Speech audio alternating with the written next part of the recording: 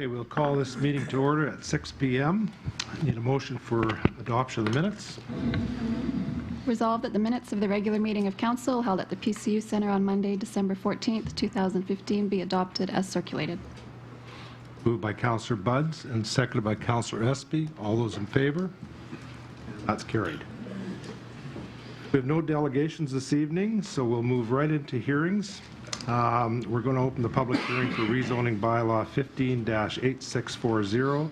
This is PC 72-15. This is for Fox at 103 11th Street Northwest. Is there anyone here to speak to the hearing?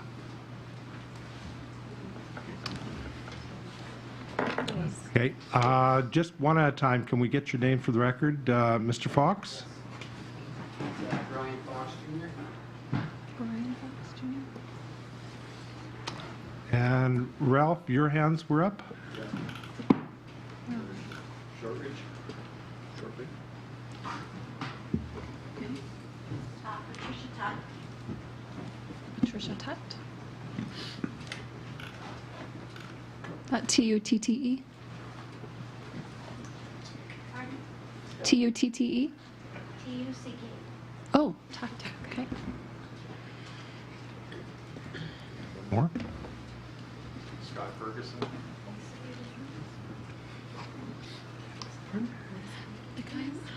Thank you.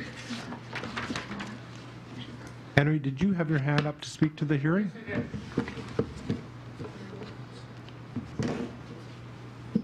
Anybody else to speak to the hearing? Thank you.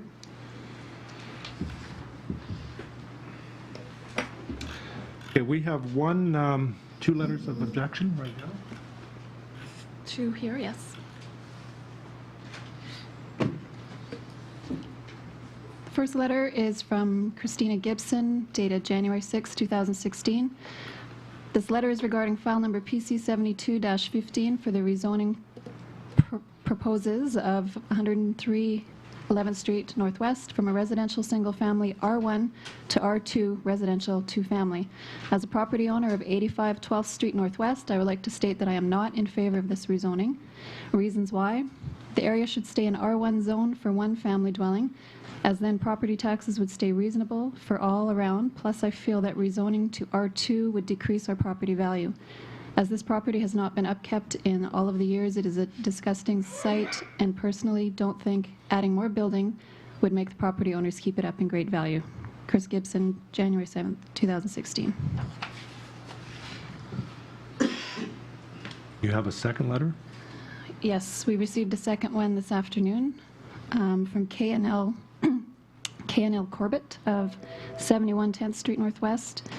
To whom this may concern, we as owners of 71 10th Street Northwest object to a building being built on lot 259, Plan 13, 103 11th Street Northwest, especially for a two-family residential. We feel the land does not warrant a two-family dwelling.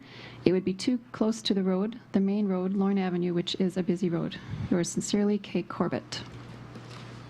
Okay, thank you. So this evening, the proponent, Mr. Fox, will speak first, and then other people will get a chance to speak after that. And at the end, if there's anything to be added, Mr. Fox can say that. So, Mr. Fox?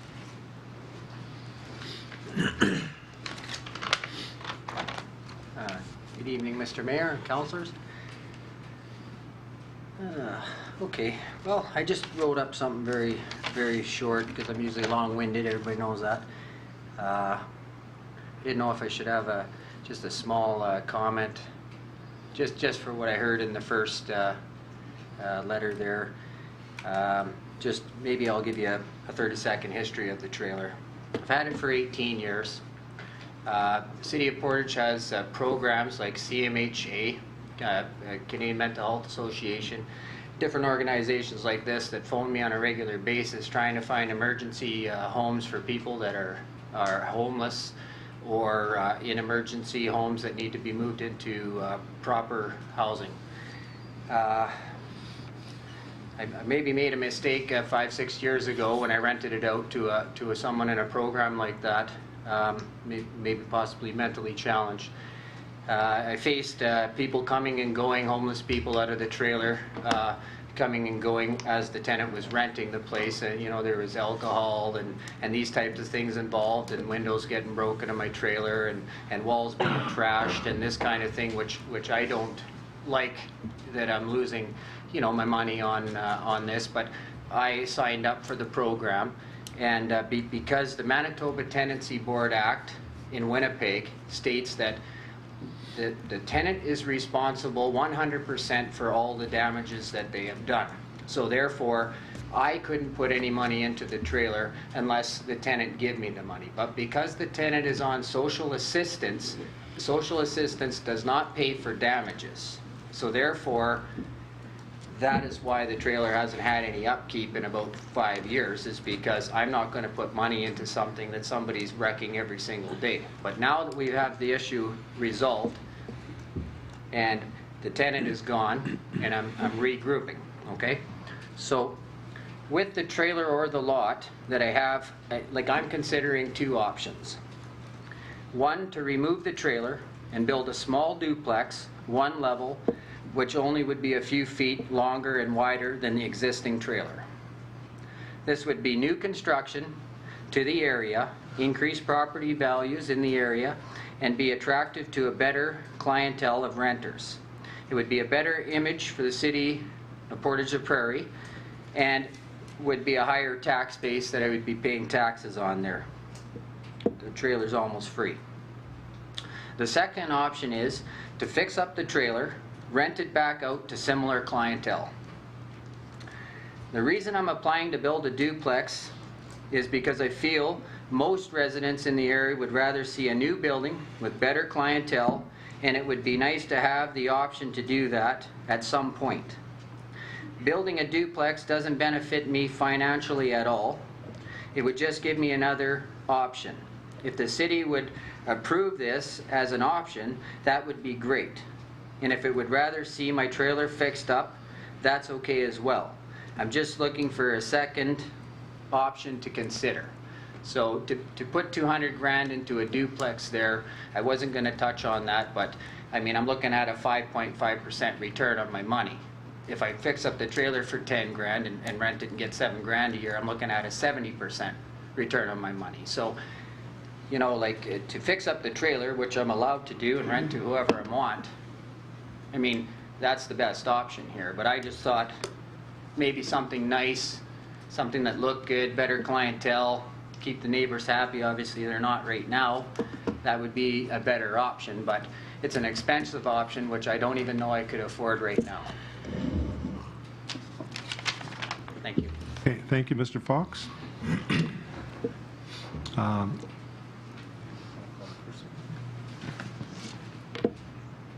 Ralph Shortridge. Good day, or good day, ladies and gentlemen. I live across the back lane from said trailer. Years ago, I owned that place. My big concern is he has no parking there. Parking would have to be on the front street. When I bought the trailer, parking was off of Lorne Avenue, facing the trailer, which would be from the south going north. At the back, there isn't room for a vehicle. If and you follow city planning, the measurements just don't add up. And as Brian said, that he would like to make it wider and longer. He can't go any wider, or else he's going to be within boundaries of the neighbor to the north. As it is, he's probably encroaching on city property, or the boulevard between the trailer and Lorne Avenue right now. Or if he's not, he's about a foot away from it. So therefore, I would suggest that you decline his thing for rezoning. Okay, thank you. Okay, thank you. Patricia Tuck.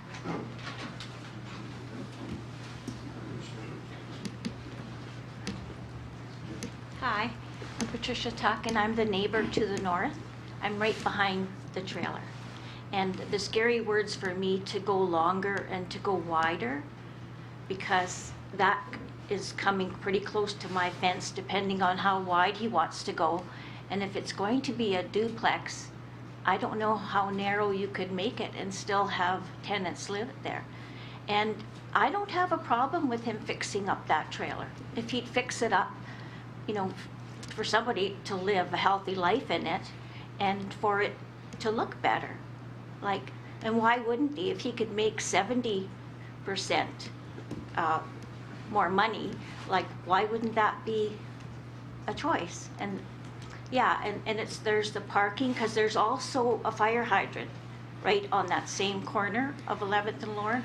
And Lorne is such a busy street. And then there's the church there, which often we're flooded with cars, you know, for funerals, different dues at the church. So it just wouldn't be a wise decision to have it a zone change. Thank you. Okay, thank you. Scott Ferguson. City Council and Mr. Fox. So on behalf of my wife and I, we as well express a serious concern about the proposed rezoning of 103 11th Street Northwest from that R1 single housing to the 2R residential. Once the property is rezoned, the decision is final, and there's no recourse for adjoining property owners if a problem does develop in the future. A property in our neighborhood was rezoned to R some time ago with the understanding that it was for an individual to have his daughter live in the dwelling with him. Well, it didn't take long for that property to be sold. New owners then could rent it to whoever they chose. There are already two R zoned lands or titles on our street. While one poses no concern at all, the other does suffer from inadequate parking and has been a concern and a problem in our neighborhood. The lot in question as well is very small, currently holds that trailer, as we've been told about already.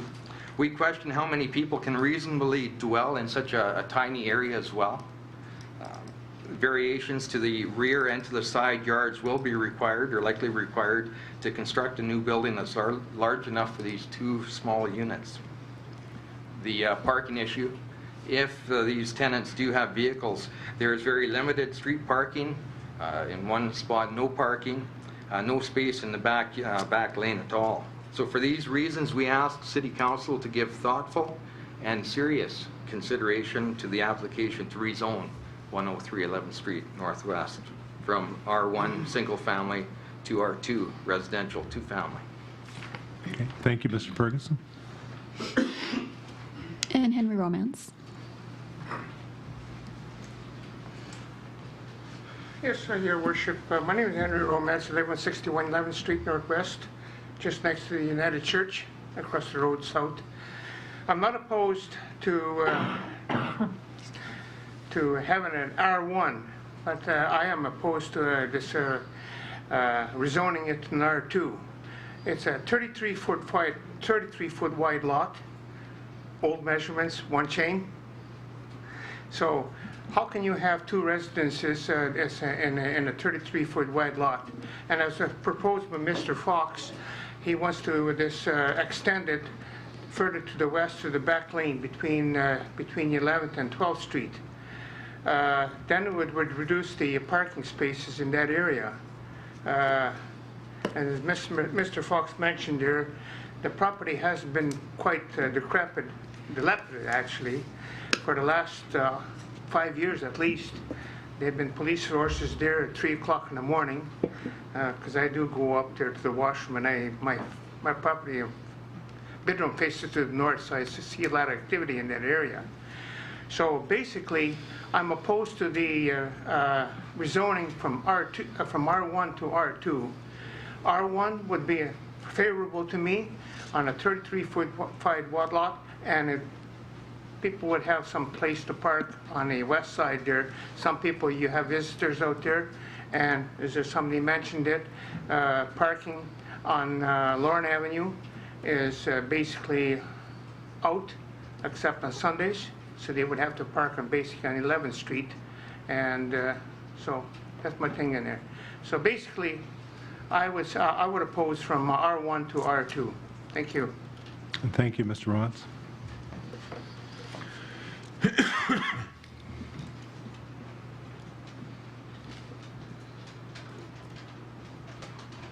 Mr. Fox, did you have any further information? Yeah, maybe just a quick word. Like I was saying, I was just looking for an option to possibly build, like, you know, I could build a duplex probably. Like, I think the trailer is probably about just guessing, a 14 by 60, let's say. And there's actually, when you pull off a Lorne, there's actually a horseshoe to drive right around and out the back alley. There actually is quite a bit of space. The actual neighbor's, Mrs. Tuck's fence at the back is actually probably 10 feet further back for her yard fence than my trailer, and she still has 2 parking spots side by side easily before it beats into the back lane. But, I mean, as far as 2 parking spots are concerned, it's more than ample for that, but I mean, I could probably build it the same size as the trailer there, but I would still have to apply for a variance from the city of Portage for the dimensions of that place. It wouldn't be set in stone today that I would be building a duplex there. I would still have to ask you if it's okay to build it 2 feet wider or 2 feet longer. I'm just looking for the option of something new, nice, and for a better clientele, since my hands have been tied for the last 5.5 years with the tenant involved because of him being on assistance and me needing to give him ample amount of time to pay for the damages, because that's what the Manitoba Tenancy Board requires me to do when you have someone on assistance, is I have to give him time to pay me back. And since he's on assistance with no extra money, I give him the last year and a half to come up with the money. He's only been able to come up with $75,000 or $75 in a matter of the last 6 months, which wouldn't pay for one of the broken windows. So now that he's been vacated out of the premise, now I am allowed to fix it up, which I will so, and I'll do it in a very timely manner, fixing up the trailer. But if I had the option of building a duplex, it would be something to consider in the future, and I would be willing to work with building something for 500 square feet a side, which is about the same size as the trailer, for a couple of seniors on a main level, you know, without going overboard. But I mean, that would be something that the city would have to agree to in the future for a variance to how big I could build it. But there is 2 parking spots there that was more than adequate. If I went 5 feet back, it still wouldn't even be compared to the neighbor's fence. And I mean, it would be good for the city of Portage to give me that option, because I think that's what we'd like to see, is that trailer gone. It's an eyesore, and build something new. But unfortunately, it costs a lot of money, and I'm just trying to get the option to do so, not necessarily being able to do so today, but maybe in 10 years from now, you know, a part of my retirement plan, I could build something new that will last 20 years. But as far as the neighbors, I understand what they're saying. I want to let them know that my hands were tied. You know, they're tied more than you think when you're a landlord. Now that we've... Mr. Fox, you need to direct your comments through myself, please. Okay, that my hands were kind of tied. The trailer is obviously in worse condition than I'd like to see it in. And I mean, I will fix it up. But to have that option in the future to maybe build a small duplex, I would like that. If not, I'm okay with it. Either way works for me. Okay. Thank you. Thank you. Councillor Deidre? Resolved that the public hearing for rezoning bylaw 15-8640 PC 72-15 103 11th Street Northwest now be closed. Moved by Councillor Deidre, seconded by Councillor Draycott. Any questions or comments on the motion? Just Councillor a Moore? comment, Your Worship. I wish Mr. Fox had come with a plan of some kind to propose, so, you know, I could better make a decision, and without seeing what he's proposing, I'd be reluctant to approve it. Just for clarification, because we have 2 letters of objection, if council decides to give this second reading tonight, council cannot give it third reading. It will go back to the planning district. and there will be another hearing there. If council does, either way, it was mentioned that the proponent needs to get a number of variances if he was to. This decision is about the land use. That's all for the seat. Councillor Fraze? Just to add to Councillor Wall's comments, it would be nice to know what the future plans were. And just sitting and listening to options, I'm thinking that a single-family home as an infill would be a viable option for a narrow lot. Has always been a viable option for a narrow lot, which wouldn't require the city to change the zoning. That would Correct. certainly allow the landlord some flexibility as far as his future plans are concerned. Correct. Just a matter of point, are we not still just waiting to close the hearing, though? Yes. But we can't discuss it after it's closed. Absolutely, that's for us to discuss after it's closed, yeah. Any further questions? Okay, all those in favor of the motion? Carried. Okay, the applicants with this property in question are Brian D. and Andrea Fox. And as we heard, they're wishing to rezone the property to R2 from an R1. The lot measures 10.05 meters by approximately 35.63 meters. And as we heard, it will require numerous variations for any building to be built on the property, whether the property is R1 or R2. The Portage Prairie Development Plan states that development within neighborhoods will respect the existing physical character of buildings, streetscapes, and open space patterns in the community, and infill development on properties that vary from the local pattern in terms of lot size, configurations, and/or orientation in established neighborhoods will have heights, massing, and scale appropriate for the site and generally be compatible with that permitted by the zoning applied to adjacent residential and nearby properties and front onto existing and newly created public streets. So take that into consideration when making your decision.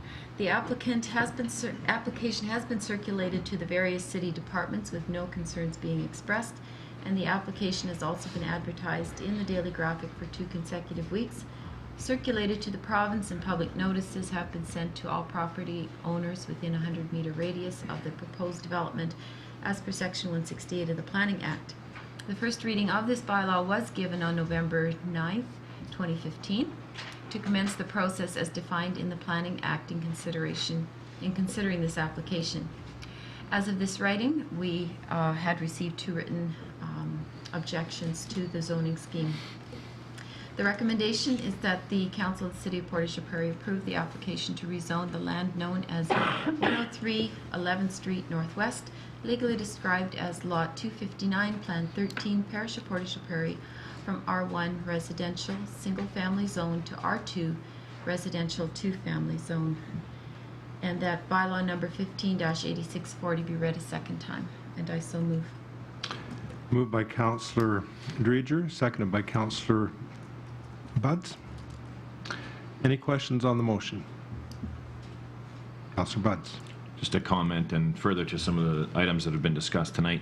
I think it's important to highlight that the rezoning from an R1 to an R2 does not necessarily mean that there's a duplex or any type of building going up there anytime soon, and that it does require significant additional variations for approval, which will have to go through the same process, and then gives council the opportunity to take a look at a development plan. I will support this motion simply because I think it's imperative that our city continues to foster economic development and residential development in our city.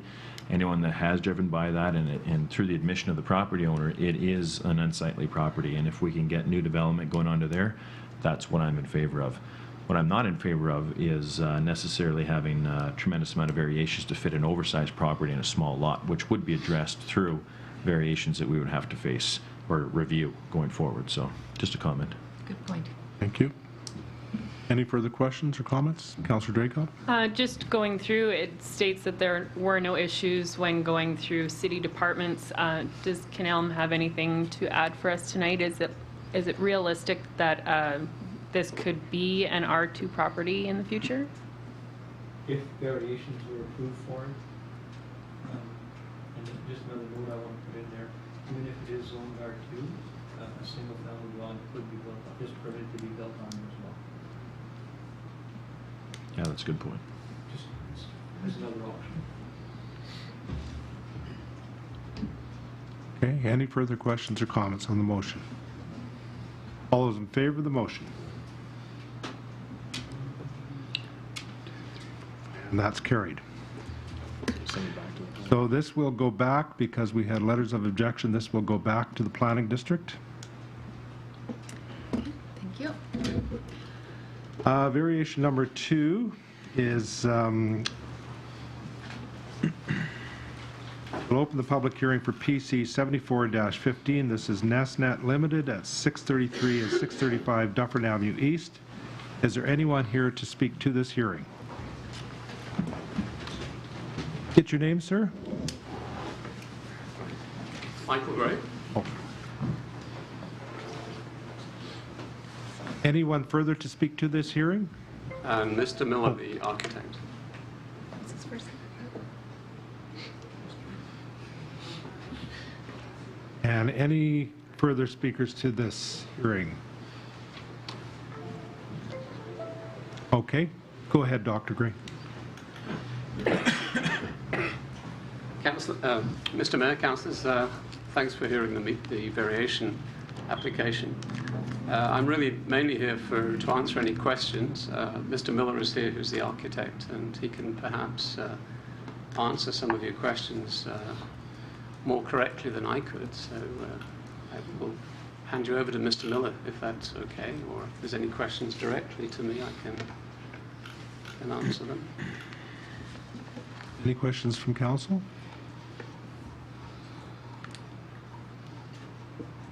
I'll just mention, I think the presentation was very thorough the last time you were out, and Thank you very much. It looks like a great idea. Thank you.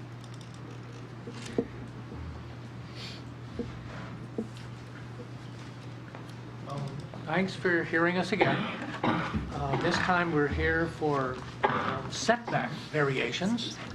And I want to tell you, I'd submitted a plan to Canal, and he wrote up the notice of hearing that you have. However, since then, we took a garage out. There was a garage that was in the southeast corner,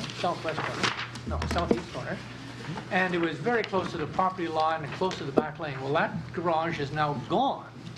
So some of these setback things that we're asking you for are not here. For instance, number 2, the rear yard requirement of, we're going to have 7.5 meters. So just draw a line through number 2. We're not asking for that. And then further down there on item 5, the corner side yard requirement, this is also at the garage, that disappears as well. So number 5 is gone. And then on number 4, this is embarrassing.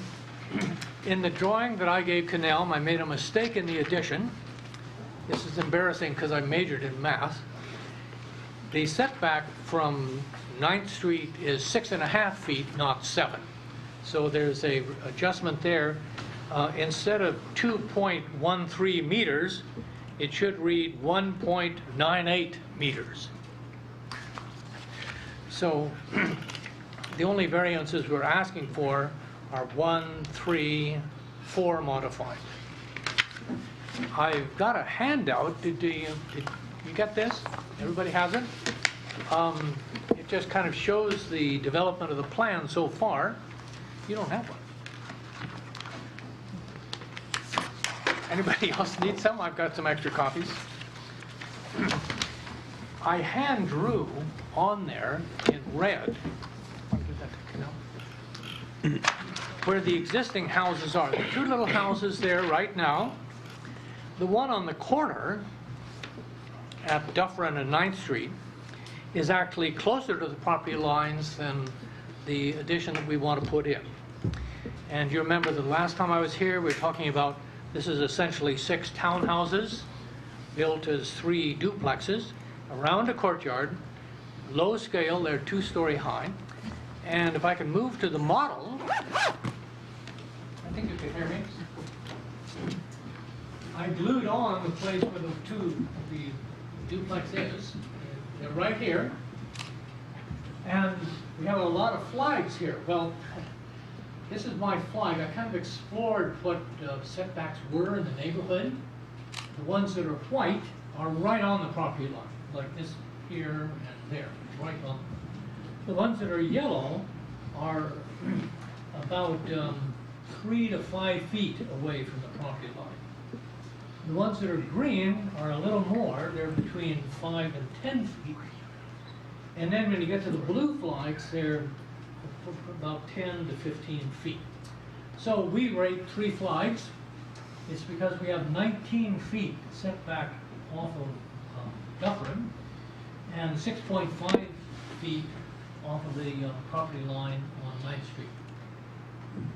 What I'm hoping is that you think this does fit into the neighborhood, that it doesn't violate the neighborhood character, and that you'll like it. What can I say?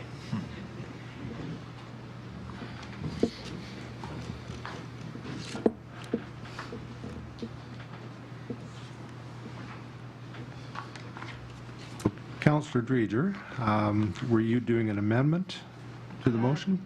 Not at this point. Just resolved that the public hearing for variation PC 7415, NestNet 63 and 635, Dufferin Avenue East now be closed. Moved by Councillor Dreger, seconded by Councillor Buds. All those in favor of the motion? That's carried. Okay, this application, as we heard, has been circulated to various city departments with no concerns, and the public notices have been sent to all property owners within a 100-meter radius. And as we heard from Mr. Miller, there were a few changes made. So the recommendation I'm going to be reading is going to reflect those changes.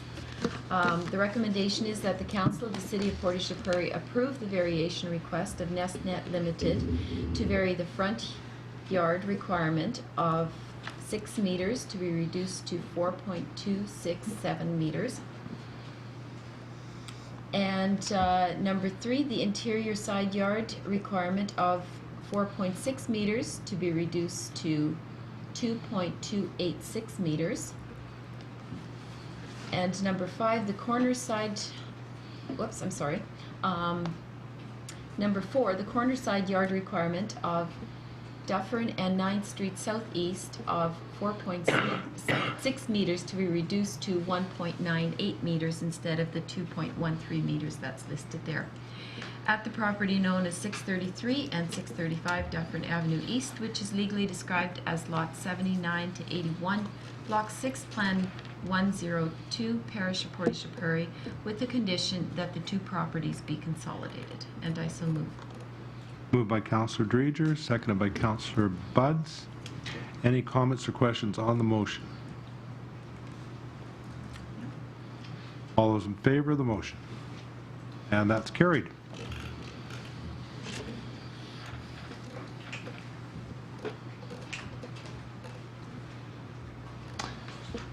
That's it for hearings. We'll move into committees. Finance, Legislative and Property Committee, Councillor Dreger. Or Buds. Or Councillor Buds, sorry. He was doing all the work done. Yeah, I just thought, I've got nothing to report here. Something a little bit later on. Okay.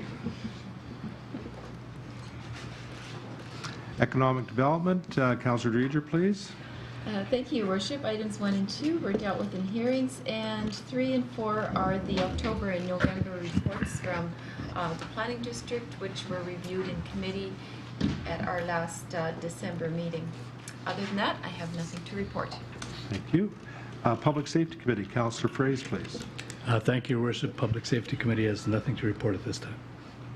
Thank you, Councillor Fraze. Councillor Wall, Waterworks Committee. Yes, Your Worship. This is for information only. The treated water supply assessment, there was a request for proposals issued October 28, 2015 for engineering services for the assessment of the water supply system. The RFP was sent to 4 engineering firms, AECOM, Associated Engineering, CH2M, and Dillon Consultants, and proposals were received from AECOM and Associated.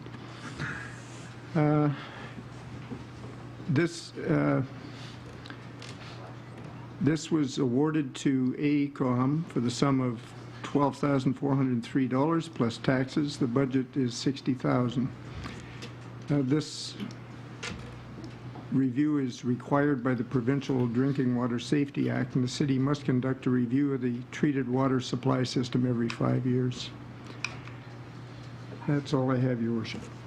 And thank you, Councillor Wall. Any questions for Councillor Wall on that? Transportation Committee, Councillor Draycott, please. Thank you, Your Worship.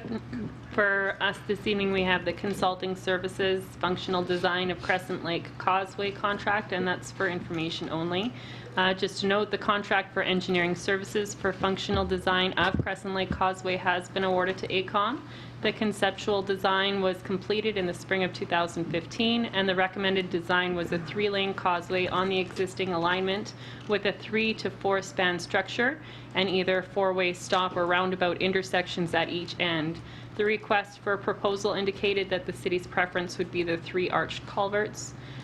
Scope of the project includes completing a site survey, a geotechnical investigation and design, an expanded traffic study including estimated pedestrian numbers and environmental review and applications, a review of the lake hydraulics, and the development of a preliminary design and cost estimates.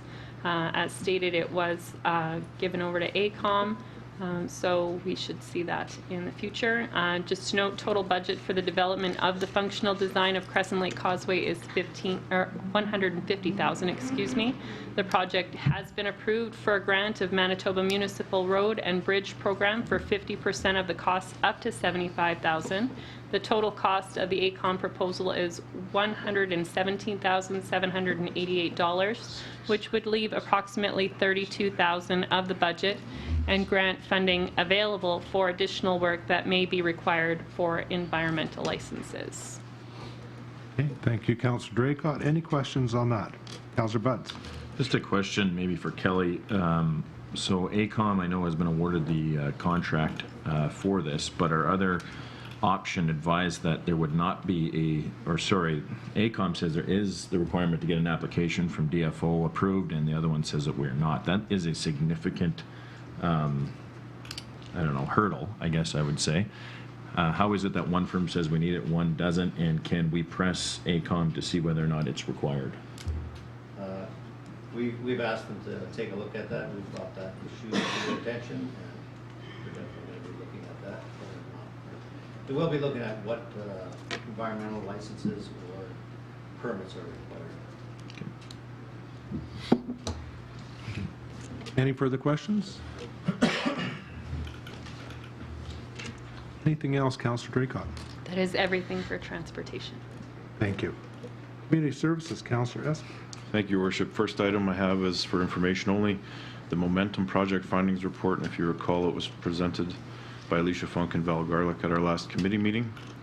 Second item for information is the Crescent Lake Use Update, which we reviewed and reported on in the last committee meeting, with the next steps being the next round of consultation with groups such as the Portage School Division, the PRRA, Long Plain First Nation, Manitoba Conservation Department, and the RM of Portage La Prairie, and a report to Council with recommendations from the Citizen Committee will be forthcoming. And the third item is the outdoor rink grant application. City of Portage La Prairie's outdoor rink grant policy has been in effect since 1998. So we're looking for the $500 grant for Prospita Park and Northeast Park, and both of those rinks are in place. The floodings that were talked about from the Portage Fire Department have already been provided, and we've received the names of the 10 adults living in proximity to their rink who are prepared to do maintenance to those rinks. So it is the recommendation of this committee, and I so move, that the Council of the City of Portage La Prairie approve the outdoor rink grant request in the amount of up to $500 from both Prospita Park and Northeast Park outdoor rinks, subject to receipt of expenditure invoices, with the funds to be administered by the Portage Community Revitalization Corporation. Moved by Councillor Espy, seconded by Councillor Draycott. Any questions on the motion or comments on the motion? Councillor Fraze? Just to be clear, that's a $500 grant for each of the 2 locations? That is correct. Any further questions? Just a comment. I actually drive by Prospita Park daily, multiple times a day for childcare, and that rink is used all of the time. So I think that this is very important just to help people within the community look after that rink, because it is in our park, but it is the volunteers in that area that are keeping that rink maintained, and it's definitely a benefit to families and children in that area. So hats off to the volunteers looking after that. Okay. Any further questions or comments on the motion? All those in favor of the motion? Carried. Any further questions for Councillor Espy on any of the other items from this evening? I have one question, just for clarification, Councillor Espy. On the Crescent Lake use update, I had 2 calls this past week from folks that were calling under the belief that we were going to do another survey after we completed our survey. And I went out on a limb and told them there are no plans. The survey is complete. That's correct? As far as I know, that's done. Yeah. Okay. We've got members of the press here, so just wanted to set the record straight. Okay. Survey is done, no more surveys.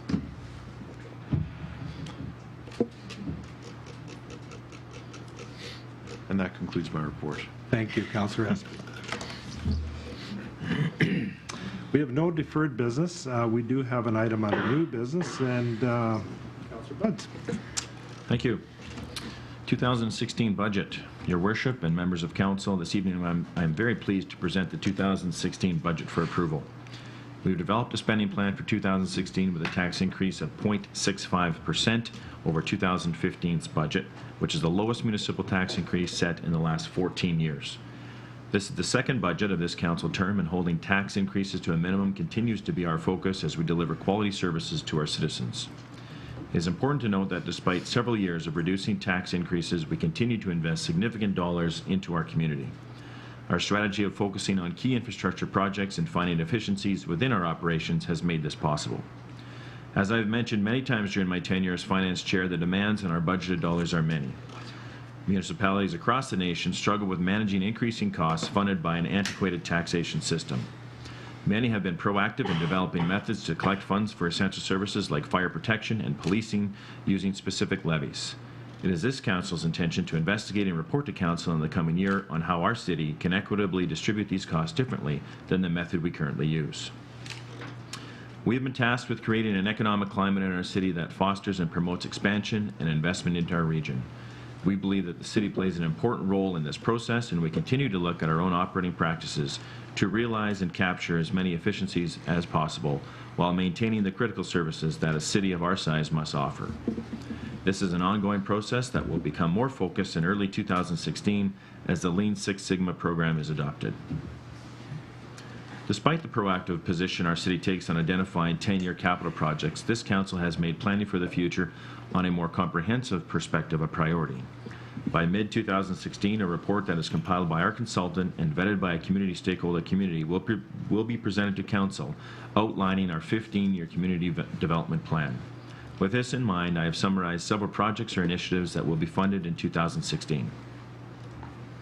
So from our general fund, we will continue with our Fisher Avenue Rail Path Lighting Phase 3. You can see where the funds are coming for that allocation. 18th Street paved road, rail crossing, and ditch. We've got a lot of positive feedback on our paving program and street improvements, and that will continue. Island Park roads, overlay and a mill. So that was an item that was brought up by Kelly in the past about a pavement overlay through the island. We just heard about our Crescent Lake Causeway engineering design. A new grader will come into operations arsenal. Public Works garage renovations and expansion. Significant amount of money being spent on our infrastructure. And then some new sidewalks on Giggett Avenue, 13th to 18th Street, and those are concrete. And those are just some of the highlights. Out of our utility fund, a wastewater P3 project manager. As you know, we are continuing to negotiate with both the federal and the provincial government on the best options for our very large nutrient removal project. Water and sewer main projects continue to be significantly invested in. A vacuum truck replacement, water plant upgrades, including design and phase 1 of our, again, the water treatment upgrades, and our wastewater SBR recirculation pumps. So on top of the significant investment we've made in an SBR pumping station, some of the pumps themselves do need replacement. And then, of course, our wastewater outfall pump replacement. As I mentioned earlier, this list is primarily made up of infrastructure items with a focus on pedestrian and vehicle traffic on the general side, and water and sewer mains and water plant upgrades on the utility side. Our community is not unique in its need to deal with aging infrastructure and the need for multiple layers of government to help fund these expensive ventures.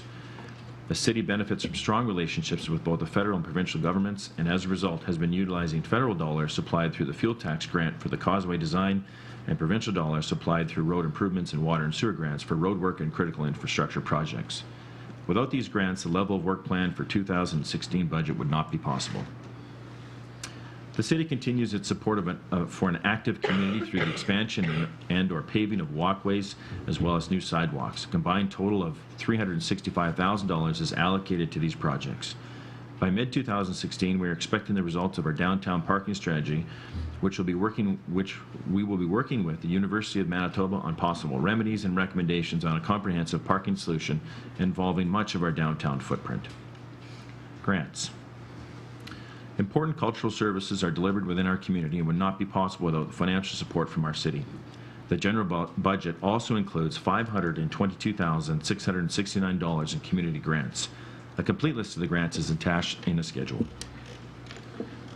So in conclusion, the budget document will be released on the city's website for those wishing to see the standard operating budget totals and special expenditure items.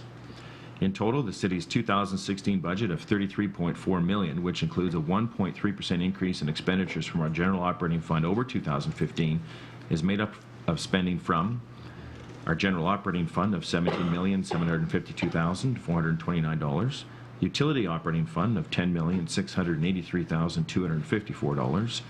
We'll withdraw from our reserves $3,828,825. And then from granting, we will spend $1,423,000. As in every other year, as our fiscal year is being closed, some additional items will be carried over to the 2016 budget. And these items will be outlined at the time of our 2016 financial plan, which will be presented probably in about March or April. In summary, City Council approached this year's budget with the objective to bring in lesser tax increase than the previous year while addressing infrastructure and operating efficiencies. I'm proud to report that we've done just that. In conclusion, Your Worship, I move that the 2016 general budget and the 2016 utility budget be approved as follows. General operating fund, $17,452,429. Utility operating fund, $10,683,254. Reserve withdrawals of $3,828,825, and spending from capital grants of $1,423,000 for a total budget of $33,387,508. Moved by Councillor Budds, seconded by Councillor Wall. Any comments or questions on the motion? I do have one comment. First of all, Councillor Budds, I'd like to thank you for your leadership on this. This was a long and sometimes onerous process. I also want to acknowledge the department heads that are here today, and I also want to make special mention of Nettie Newdorf, who played a significant role in this, her last budget. And I want to thank our CEO, Jean-Marc Nadeau, for all his work on this. Yeah, I echo your comments, Your Worship, and also like to thank my fellow councillors for the work that's involved in putting our budget together annually. There's a degree of consensus that not all councils share, so I appreciate that. Okay. Any further questions or comments? All those in favor of the motion? And that's carried. And there's one other item, Councillor Budds. Yep, nowhere near as exciting. In 2011, the workplace safety and health regulation changed to include new requirements to protect workers from psychological harassment in the workplace. The new provisions address psychological harassment such as intimidation, bullying, and humiliation.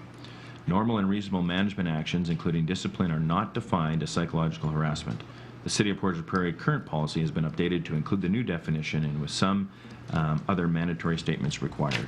So it is a recommendation of the Finance Committee, and I so move that the Council of the City of Portage Prairie approve the updates to the harassment policy HR-AH as per WHS Act and Regulation. Okay, moved by Councillor Budd, seconded by Councillor Dreger. Any questions or comments on the motion? All those in favor of the motion? And that's carried. We have no old business.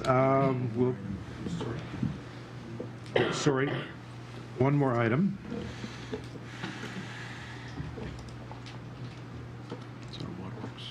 Councillor Wall, I believe this one is yours. Yes, Your Worship. This is regarding a request for funding to the Manitoba Water Services Board for Industrial Park Water Main Phase 2. In 2015, the city partnered with Manitoba Water Services Board to complete Phase 1 of the McMillan Industrial Park Water Main project.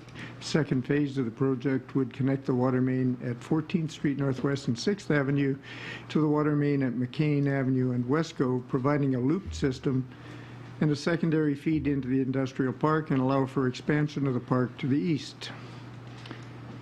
At the June 23, 2014 Council meeting, a contract for engineering services for detailed design and contract administration of the industrial water supply main was awarded to Associated Engineering for both phases. If funding for the project is received from Manitoba Water Services Board, they will assume ownership of the project and the engineering services contract from the city. The project's estimated at $1 million, including engineering and excluding GST. The total estimate does not include Manitoba Water Services Board staffing costs that are charged towards the project.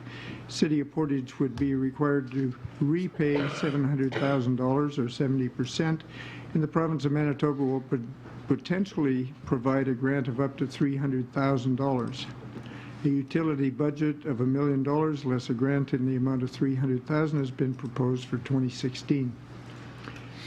The recommendation is, and I so move, that the Council of the City of Portage La Prairie apply to the Manitoba Water Services Board for funding in the amount of 30% of $1 million, $300,000, for the Industrial Park Water Supply Project Phase 2. Moved by Councillor Wall, seconded by Councillor Dreger. Any questions or comments on the motion? All those in favor of the motion? And that's carried.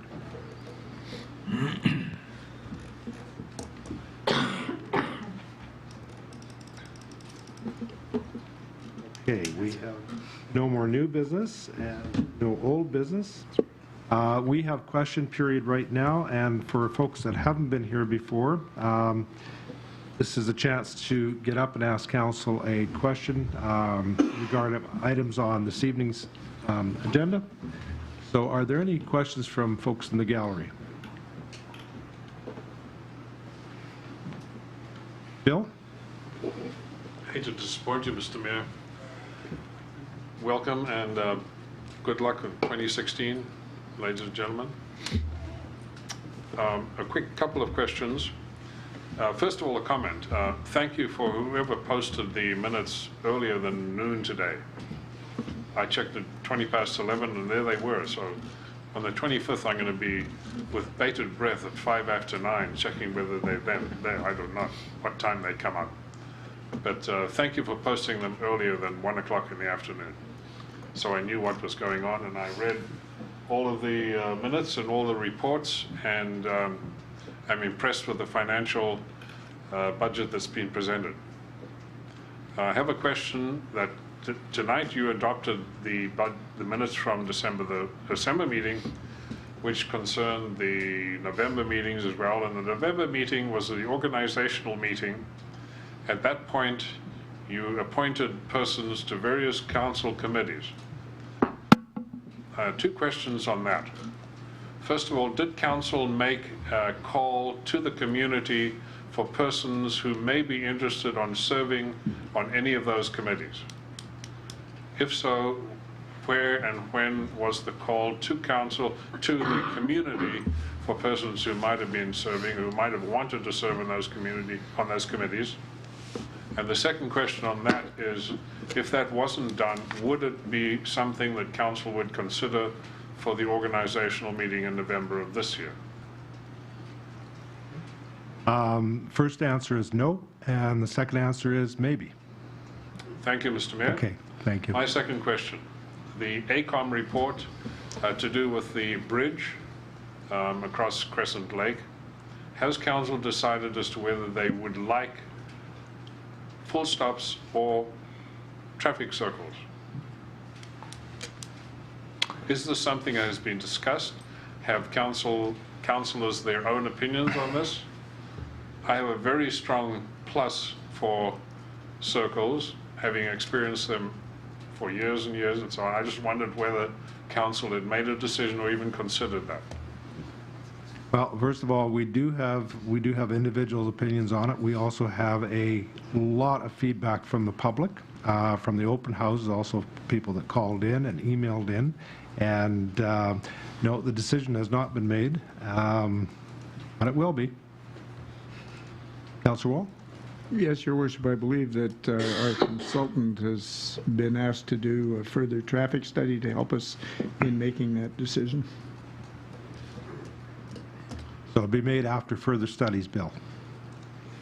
Final question on the bridge thing, and that is, when does council expect the report from the engineers? Kelly, what would be our estimation on that? We're hoping to have a report in April. Okay. April? So all of the geological studies and all of that kind of thing is going to be done by then? That's correct. Hopefully. Thank you, Mr. Mayor.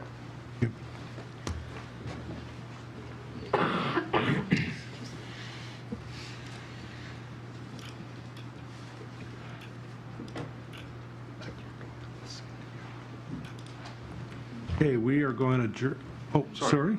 There being no other questions, I have another question. Okay. Committee meetings, some of which reported tonight on various processes, the councillors appointed to each committee were again reflected in the organizational meeting in November. Have the committees individually met? If so, have they taken minutes? And are minutes available for those committee meetings? Committee is going to meet in about 2 minutes, as soon as we adjourn from council. And minutes are kept. Those committee meetings are open to the public. Oh, individual committees? Oh, okay. Did you mean, Bill, the committees, the Finance Committee, Public Transportation Committee? As an example, Mr. Mayor, the Finance Committee, the important one, yeah. Has the committee met as a committee discussing X, Y, or Z? Have they produced minutes? And are those available if there are minutes? You are 2 minutes away from the very first finance meeting of 2016. Are there committee meeting minutes from 2015 Yes. available to the public? Bill, we have committee meetings after every council meeting. I know, Councillor, thank you. Having been here for 7 years. So there is nothing else. Right. In other words, there are no individual committee meetings as councillors, as a committee. Okay. Final question on reporting of minutes. Several things. As an example, the Heritage Committee requires that minutes of those report to council. Which of council committee bodies have reported to council with minutes, and are those available for the public to see? No. There aren't any that I'm aware of, Bill. So the committees which are by law supposed to report to council have not reported to council? No, I'm saying there's no minutes, and we haven't asked for any. So they have, this is not the question of being asked, they have to report to you by minutes. That's according to their charter. Oh, okay. You don't have any minutes? Which charter are you talking about, Bill? the Heritage Committee as an example, which is posted on the website. Just go on the Heritage Committee and there's the requirements of the Heritage Committee and what it has to do and so on and so forth. And it has to submit minutes to the council reporting, as an example. Well, we're going to have to check into that, Bill, and give you a call back and sort through that. Thank you, sir. Thank you.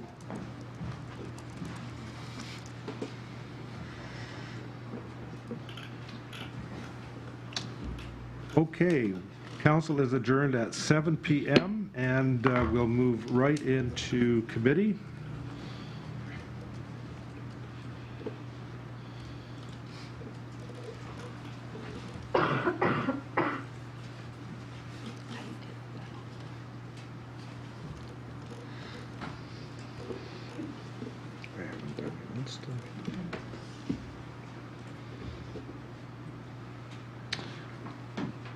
Everybody has their agenda up.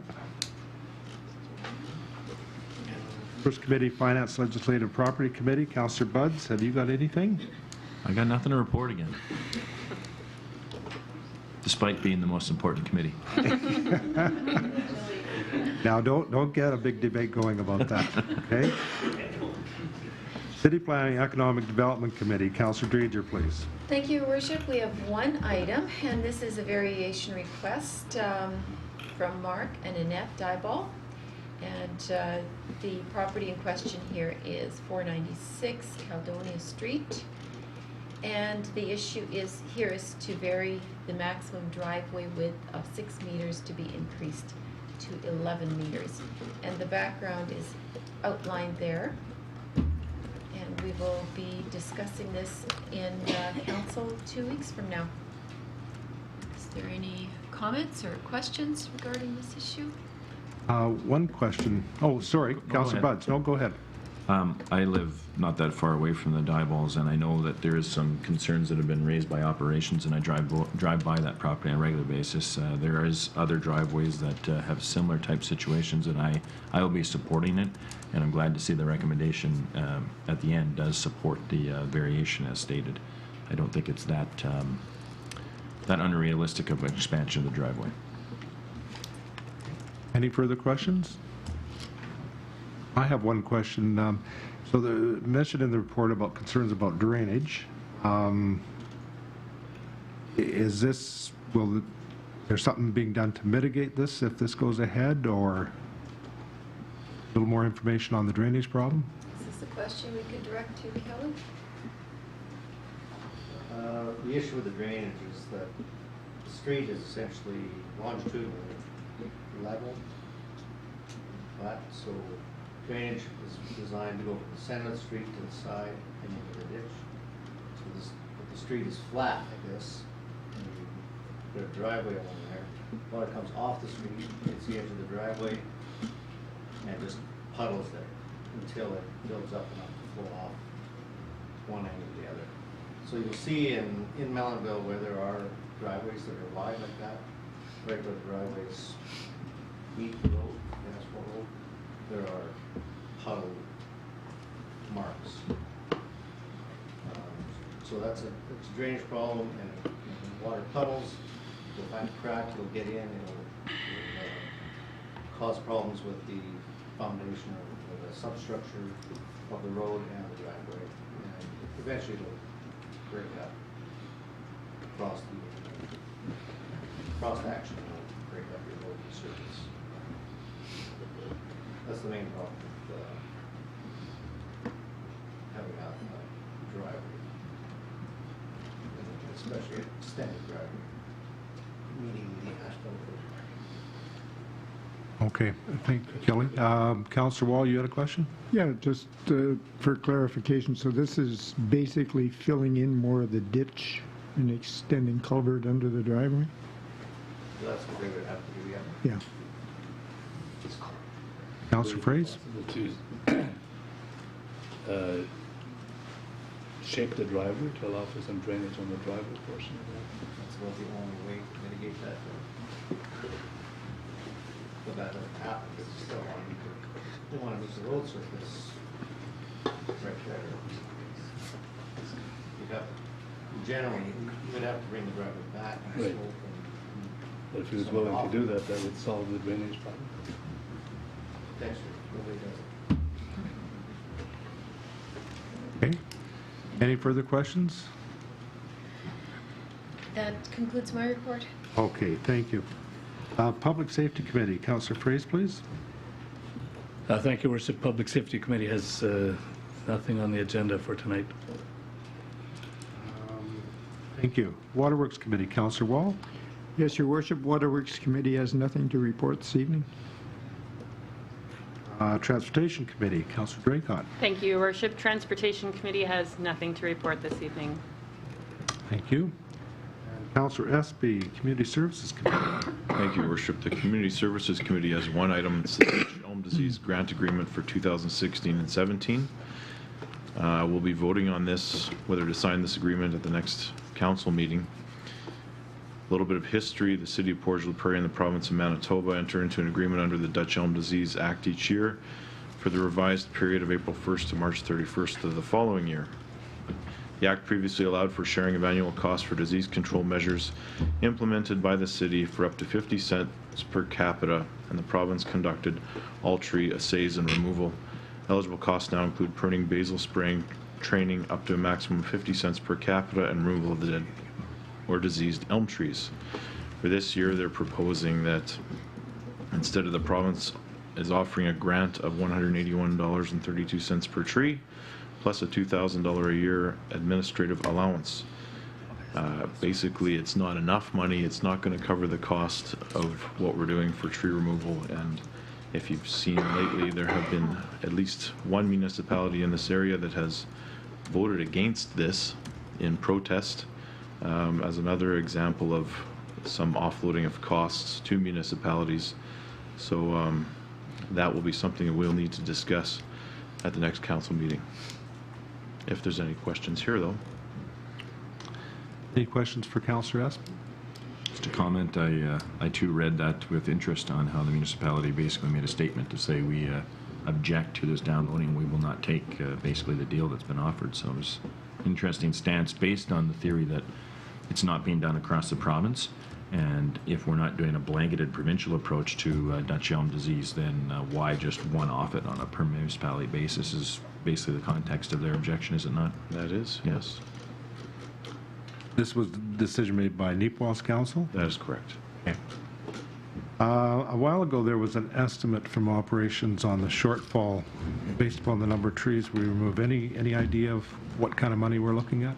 Well, they're looking at it based on Winkler's cost estimates. It was in the 400s per tree, and it was the grant is only $181 per tree. So it's significantly less than it would take.